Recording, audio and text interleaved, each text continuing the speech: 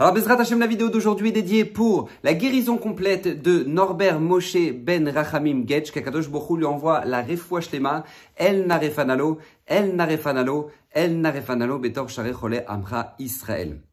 Alors voilà, j'aimerais aborder avec vous une notion extraordinaire qui peut grandement nous handicaper quand on n'en est pas conscient et qui peut grandement nous faire grandir quand on en prend conscience justement, et c'est ça que j'aimerais partager avec vous. Alors vous savez, on est dans une période un peu particulière qui est la période du Homer, période dans laquelle maintenant on a perdu 24 000 élèves de Rabbi Akiva, et a priori, première question qu'on doit se poser, c'est comment se fait-il qu'il y a des événements qui ont été tragiques dans notre histoire, hein, mais que les Chachamim, nos sages, n'ont pas forcément mis en avant, et dans lesquels maintenant on nous demande pas de jeûner ou de ne pas écouter de musique ou de ne pas nous raser, ou on nous demande pas de faire ça. Pourtant, si on regarde un petit peu historiquement, on pourrait faire ça chaque mois malheureusement.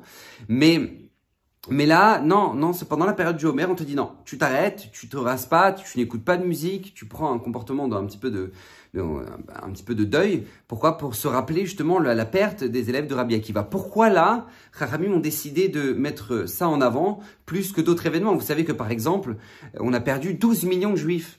Historiquement, on a perdu 12 millions de juifs déjà. 2 fois une Shoah. Quand c'était? Au moment de la plaie de l'obscurité. Donc l'avant-dernière plaie en Égypte, au moment où Akadosh Baruch Hu a annoncé au Ham Israël, ça y est, vous allez vraiment sortir là le mois prochain. Et là, il y en a qui n'y croyaient toujours pas. Donc 4/5 du Ham Israël n'y ont pas cru. Et du fait qu'ils n'y ont pas cru, ils n'ont pas mérité de voir la Géoula. Et par conséquent, ils sont tous niftarim, ils ont tous quitté ce monde-là pendant la plaie de l'obscurité.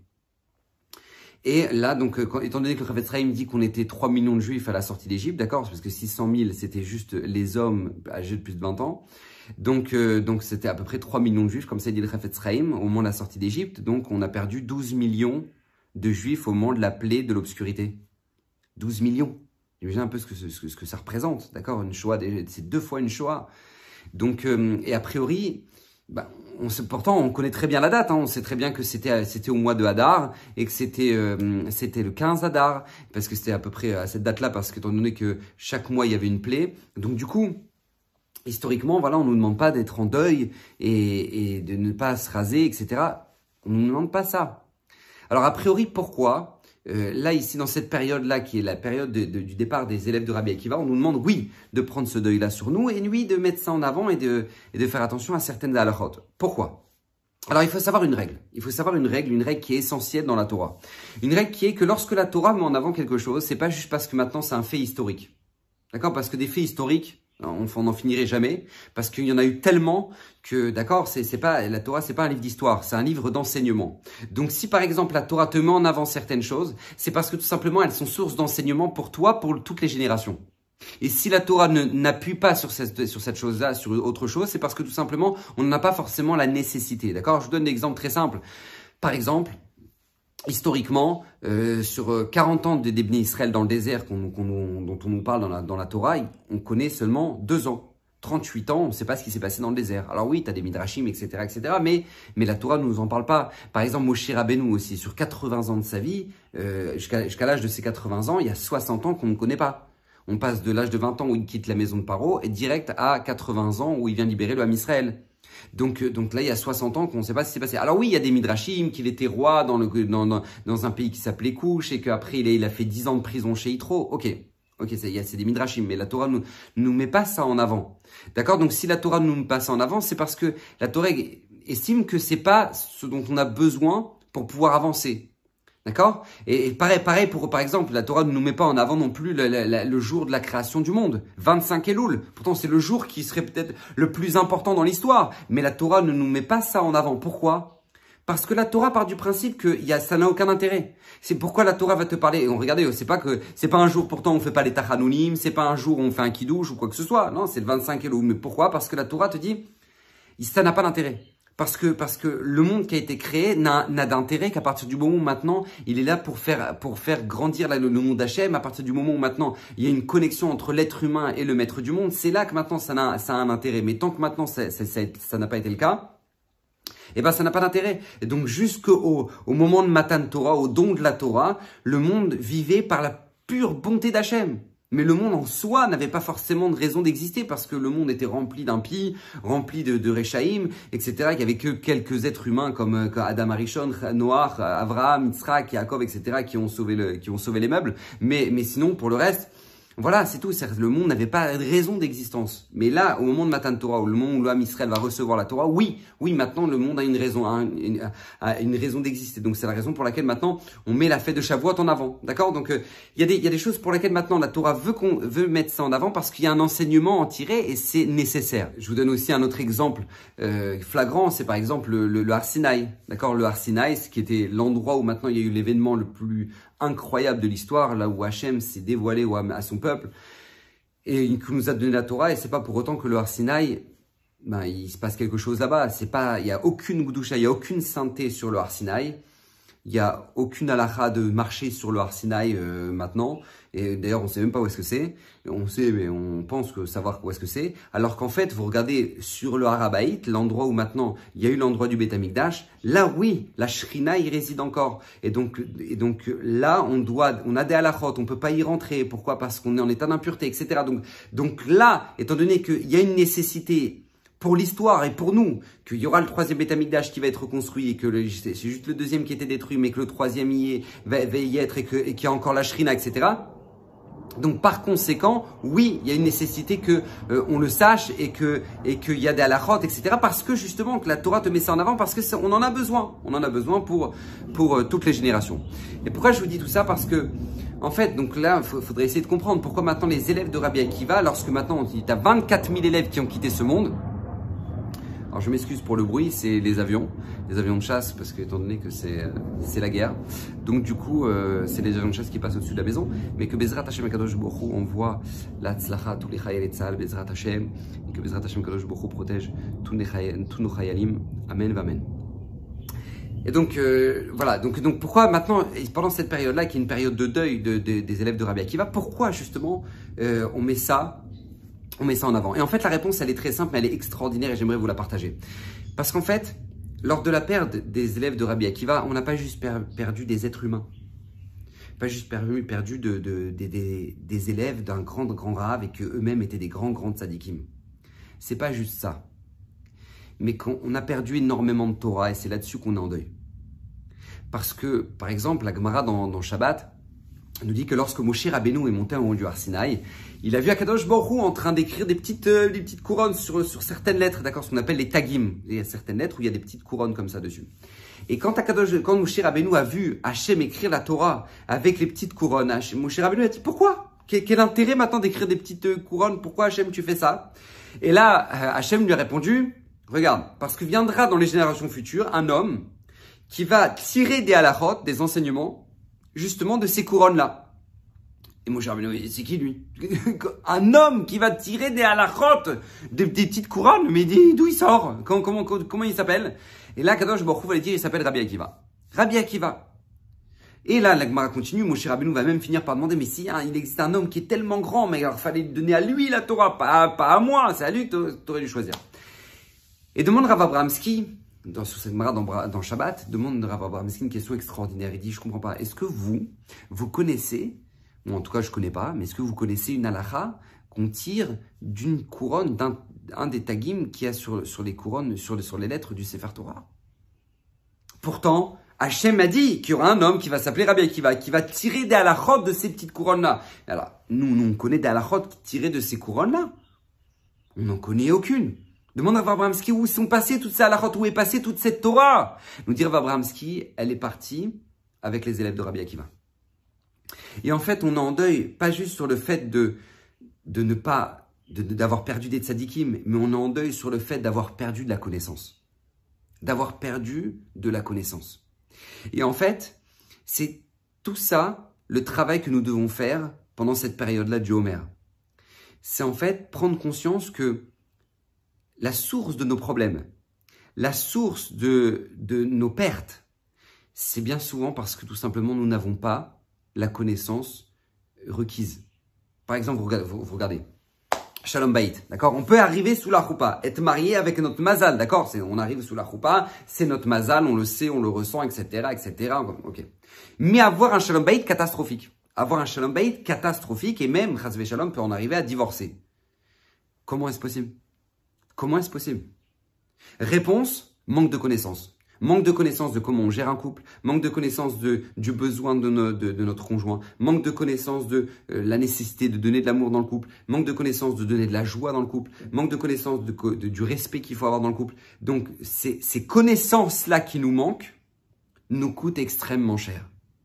Et c'est justement ça qu'on nous demande de prendre conscience pendant cette période-là. C'est que c'est justement ce manque de connaissances qui nous fait souffrir dans notre vie. Regardez dans l'éducation des enfants, c'est pareil. Tu peux avoir un enfant tout mignon, il est mignon, il est tout petit, tout mignon, etc. Et puis, Baruch Hashem, il a des sœurs, il a des frères, etc. Baruch Hashem, Baruch Hashem. Mais pourquoi maintenant l'adolescence est difficile? Pourquoi maintenant une réaction de notre enfant nous met dans tous nos états? Pourquoi le relationnel avec notre enfant ne se passe pas forcément bien? Pourquoi?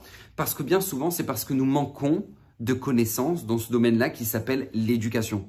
Il y a des phrases qui ne se disent pas devant les enfants, et il y a des choses qu'il faut le dire aux enfants, et il y a des réactions qu'on ne doit pas avoir devant nos enfants, et il y a des réactions qu'on doit avoir devant nos enfants, et bien souvent, c'est parce qu'on n'en est pas conscience et qu'on n'a pas cette connaissance. Et du fait de ne pas avoir cette connaissance, ça fait en sorte que du coup, ça nous coûte très cher. D'accord? C'est pareil, regardez, c'est pareil dans tous les domaines. Pourquoi une personne est en surpoids alors que cette personne-là, elle est capable de te dire oui, mais non, moi je fais attention, etc. Mais pourquoi? Parce que cette personne-là manque de connaissances, qu'il y a des aliments qu'on mange pas à telle heure, il y a des aliments qu'on mélange pas avec tel aliment parce que sinon c'est catastrophe, c'est super calorique. Il y a des aliments qui sont blindés de sucre alors qu'en fait ça donne pas l'impression, etc. Donc du coup, en fait, par manque de connaissances, les gens souffrent de leur surpoids, de leur obésité, etc. parce que tout simplement ils ne savent pas.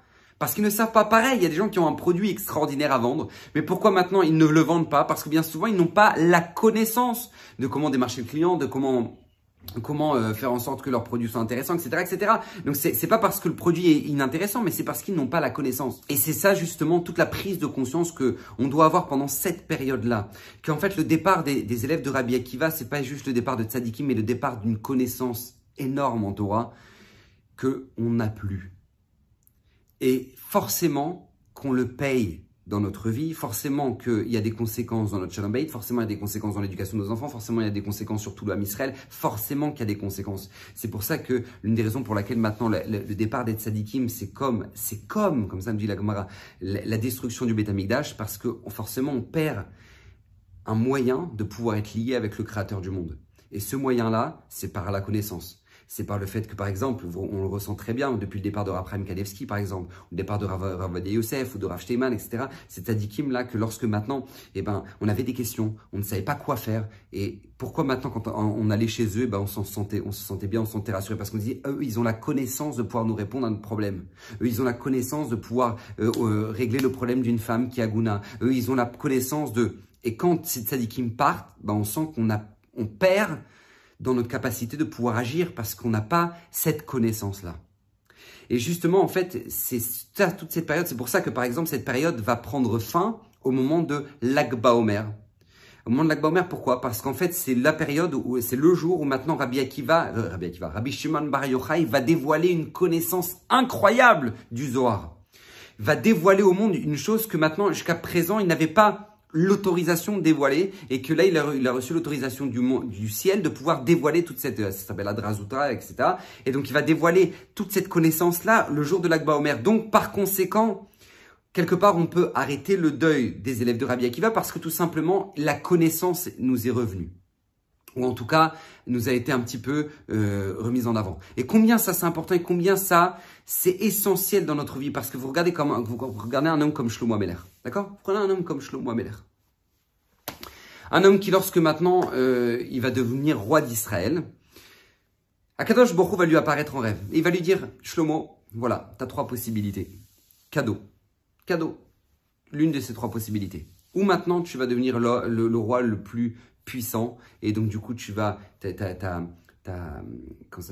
ton règne va être sur tout le monde entier, et donc voilà, ça c'est la première choix que tu as. Deuxième choix, c'est la richesse, d'accord, je vais te couvrir de richesse. Ou troisième choix, la chorma, la sagesse.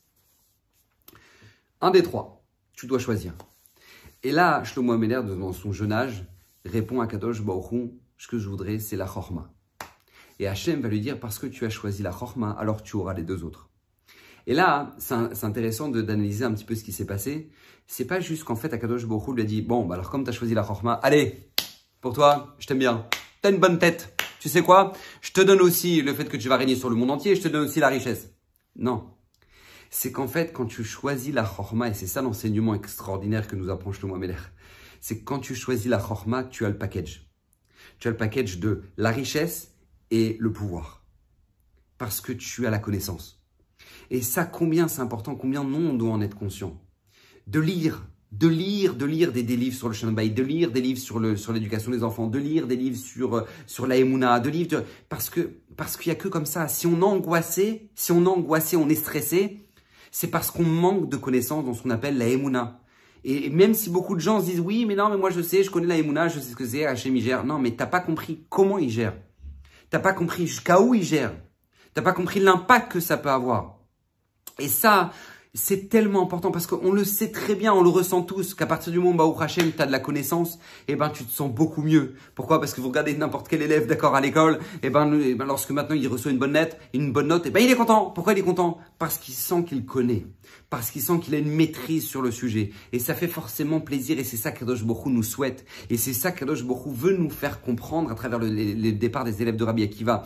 La connaissance nous amène du bonheur, mais au contraire, la perte de connaissance nous plonge dans le deuil. Parce que justement, on en arrive à énormément de difficultés, de tristesse dans notre vie, bien souvent parce que on n'a pas pris conscience justement de cette richesse-là qui nous est donnée. Et c'est justement ça que vient nous rappeler cette période-là du Homer. Le fait d'ouvrir nos livres, nous enrichir. Et grâce à ça, on peut se conditionner à l'événement le plus extraordinaire de l'histoire qui est le don de la Torah au 50e jour. D'accord? C'est que comme quand maintenant on a pris conscience de la perte de la connaissance et du prix que ça nous coûte, qu'on peut valoriser, Baruch Hashem, le cadeau qu'Hachem nous a donné, qui est la connaissance divine, qui est le don de la Torah. Donc que Bezrat Hashem, on puisse en prendre conscience un petit peu plus chaque jour, et que toutes ces paroles de Torah soient pour la guérison complète de Norbert Moshe Ben Rachamim Gedge, Wachavat Slacha, Bruchim Tiu, la semaine prochaine.